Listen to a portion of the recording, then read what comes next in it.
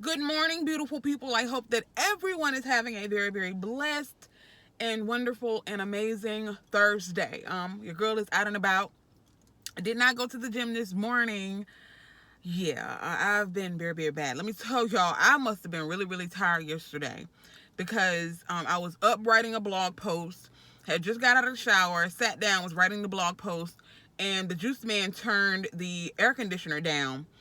And next thing I know, like 3 hours later, he was like tapping me on the shoulder, like, okay, now you doing a little bit too much. Okay, you're doing too much. You done fell asleep at this computer. You need to get up and get in the bed. And I was like, wow, I've never in my life been able to fall asleep in a chair, especially a office chair. I might fall asleep in my recliner or something like that, but I've never been able to fall asleep in an actual office chair. I don't even sleep very well in the car, okay? Like if I'm going on a road trip or something, I don't even sleep very well in the car. So I must have been really tired to have fallen asleep at my desk. And the thing about it, I don't even remember laying my head down. So how did that even happen? Girl, I said, no. And y'all look, I have a planner. I went and got me a planner. But why have I not, okay, implemented following what I've put in my planner? I need to do better. Because a lot of times I'll say, okay, I'm going to work on this for this block of time. I'm going to work on that for that block of time. Unfortunately, though, something will end up coming up and I'll end up having to work a little bit longer on this, or I have to work a little bit longer on that, or I have to skip this for that day. So I'm going to have to, whatever I put in my planner for what I'm going to do for that particular day, that particular block of time, I'm going to have to stick to that if I want to actually have a little bit of sanity and have a little bit of time to myself. All right. So, I think I'm going to be in Birmingham, Alabama this weekend. It's just a little mini situation.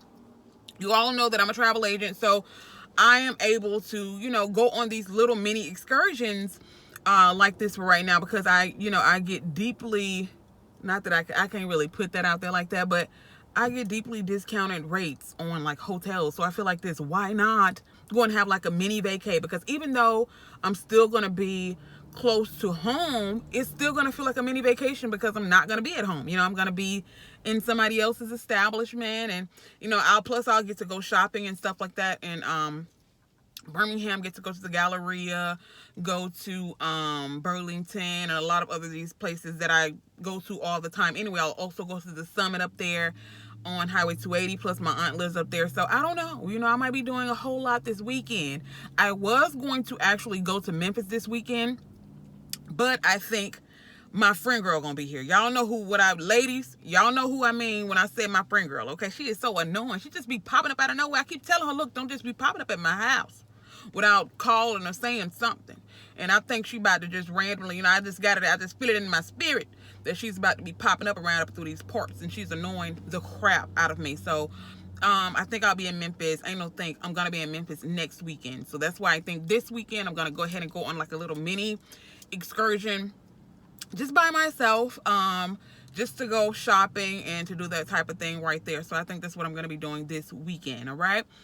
Just to keep from, because I know when I'm in Memphis, I know I'm going to be walking around and I'm going to be exploring and stuff like that. So I don't want to really have to dealing with an annoying friend. You know what I'm saying? So that's why I decided to cancel that for this weekend and try it for next weekend. So I'm definitely excited about trying some of that Memphis B&Q. And also, if you guys want to follow that journey, because I am going to be vlogging it. However, the like real life, live footage is all going to be on Facebook, because I'm going to be going live over there, all that type of stuff, while I'm on Bill, walking around having fun.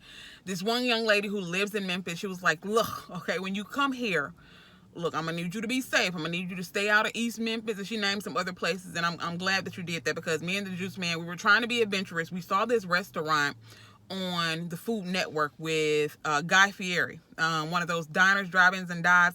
It was like one of those freaking hole-in-the-wall places that you probably would never stop at. And I always like to tell people, look, the best food, I promise you, if you're in one of these little country bumpkin places or wherever, if you see one of those little hole-in-the-walls where it looks like, a little rundown shack, 9 times out of 10, you're going to see a gang of cars there. Those places are the places that have the best freaking food. Those old-looking buildings that have been there probably 15, 20, 30 years, those places have the absolute best food. And number one, one of the reasons is because, you know, they have those seasoned grills and all that type of stuff. As a matter of fact, there's a place here in Tuscaloosa where I am called Archibald's, okay? Now, they have several Archibald locations. However, there's one that's close to the hospital over here that everybody rants and raves about. That's the only one that my father would go to when he was alive. Reason being is because that place had been open since I was a little girl. So that grill, okay, that man ain't really even got a two-tub season that meat. I mean, just the smoke alone off of that seasoned grill has that barbecue so delicious. And that's another reason why I'm so excited that I'm doing keto, because of course I can have me some barbecue, just hold a sauce, okay? Because I know a lot of times, you know, people make their own personal sauces and they put a whole gang of like sugar and stuff in it. So I'll just tell them hold a sauce. And we all know that a barbecue is actually delicious like it's supposed to be. You don't need no sauce. So I'm definitely going to be doing that. Also, there was something else that I wanted to tell you guys. Look, I was actually thinking about Ubering.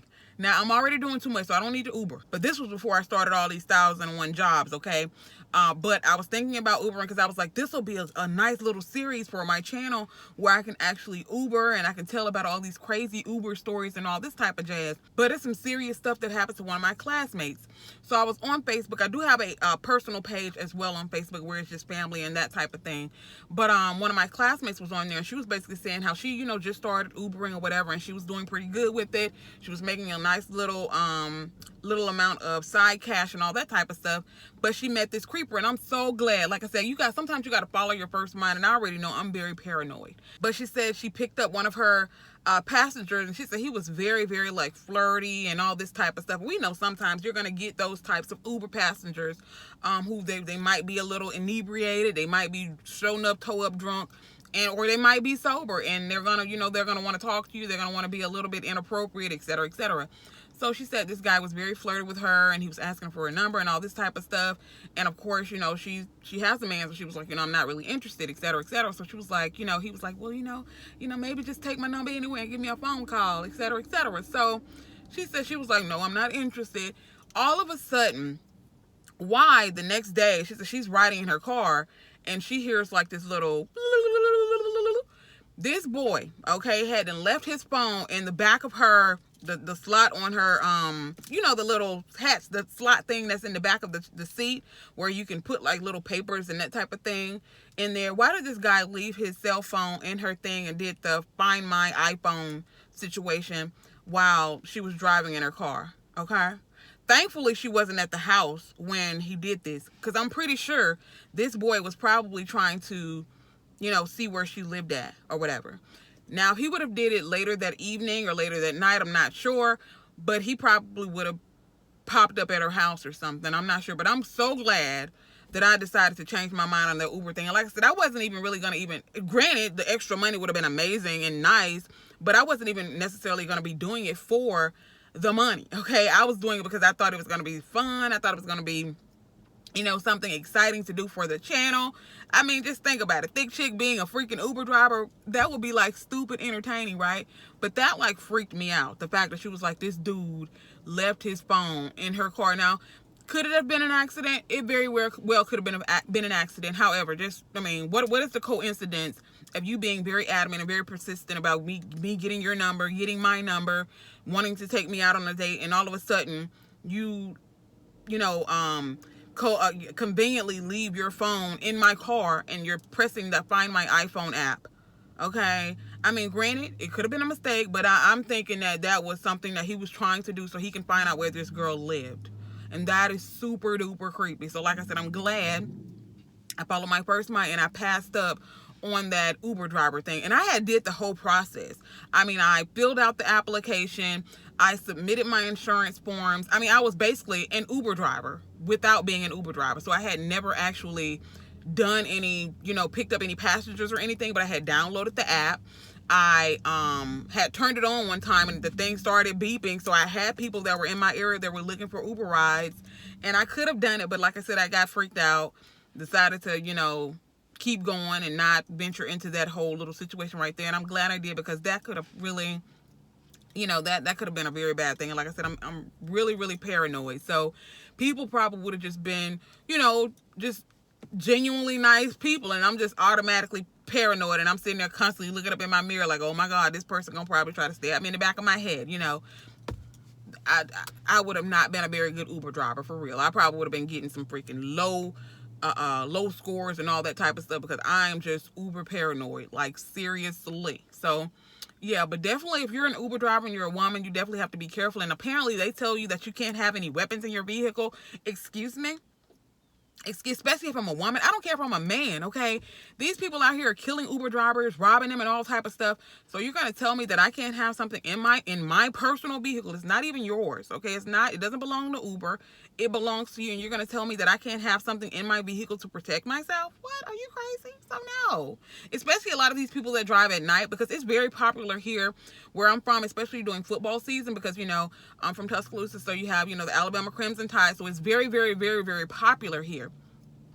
Especially during football season. So you have a lot of drunk passengers, a lot of racist folks who get in your car. So it can be crazy. And you mean to tell me that I have to be in this car picking up people, strangers, taking them to their destinations, a lot of them being drunk, a lot of them being bigots, racists, perverts, all this type of stuff, but I have to be in here defenseless? I don't think so. Okay, in no shape, form, nor the fashion will I do that. So I said all of that to say what, y'all? Like I said, I know I love to come on here and I love to run my mouth. Like I said, I've been consistent with my videos, so I wanted to come on here and I wanted to, you know, I want to come on here and I want y'all to see my face every day, all right? See my face every single day, even if I ain't talking about a whole lot of nothing, all right? Also, I'm about to go home after I go in the Piggly Wiggly, okay, because I'm over here at the Piggly Wiggly and waiting on them to open. They open at 7 a.m., and I don't want to be one of them people standing at the door at 6:58.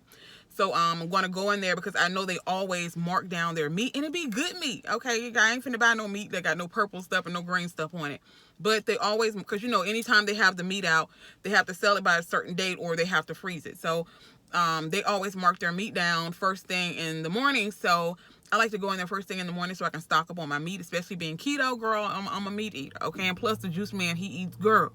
Honey, I'm pretty sure anybody that has male sons or husband, child, you already know. Them mugs can eat, all right? Juice man can sit there and eat now. An hour later, he talking about he hungry again, girl. He end up fixing another sandwich. You're like, what is you doing? Dang, it don't make no sense. The food is high, okay? High as a kite. As a matter of fact, I went in the store a couple of days ago and bought some stuff. The stuff was only gonna last a couple of days. Why was it $60? I don't even have 2 bags, okay? $60 worth of food. Baby, food is high. So anytime that I can find some meat that is marked down, discounted, I'm gonna buy it. So that's what I'm about to do. I'm about to go in here, see what they have marked down. I'm actually looking for me some steak strips because I've been enjoying that for breakfast in the mornings. The steak strips with the eggs, oh my God. Y'all, I like I told y'all, I've said this in several of my videos, I am not an egg fan in no sense of the word. I said this even when I was doing the green smoothie cleanse, that you can have the deviled eggs, but I always said that I'm not an egg eater, so I'm not one of those people who can indulge in the eggs. But since I've been keto, oh my God, when you cook those freaking eggs and some Kerrygold butter and you put some of that Sargento cheese in it, baby, okay, it doesn't even, like I said, maybe that's how eggs taste. I've never really eaten any scrambled eggs, so maybe that's how they taste anyway, so I've been missing out. But literally, it tastes like just melted cheese. Maybe I'll be putting too much cheese in, but I only put like 1 slice of the thin Sargento cheese in it, so it's not like I'm putting a whole lot of cheese in it. But I can honestly say that I am an egg lover now.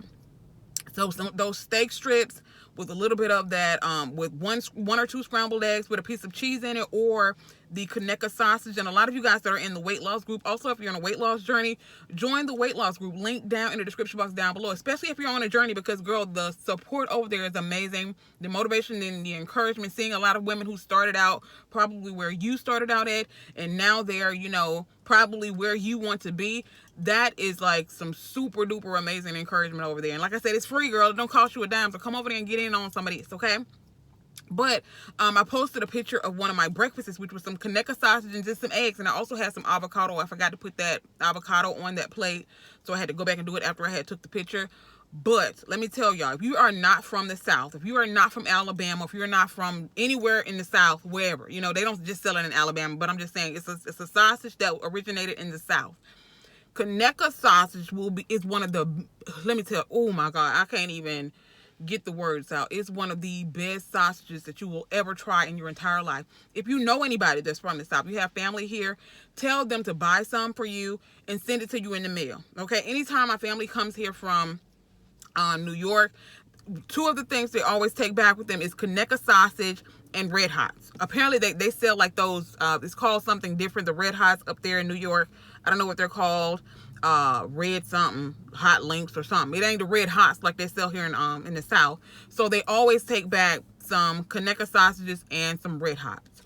Conecuh sausages, I promise you, if you've never tried them, if you ever get your hands on some, thank me later, okay? Thank me later. Some of the best freaking sausage you will ever eat in your entire life. I'm just going to tell you that right here, right now. But I need to run in this store because it's after 8 now, and I don't want nobody to get in there and get my meat. Y'all thumbs up this video. Go and add me as a friend on Facebook, and I will see you guys in the next video. Bye, family.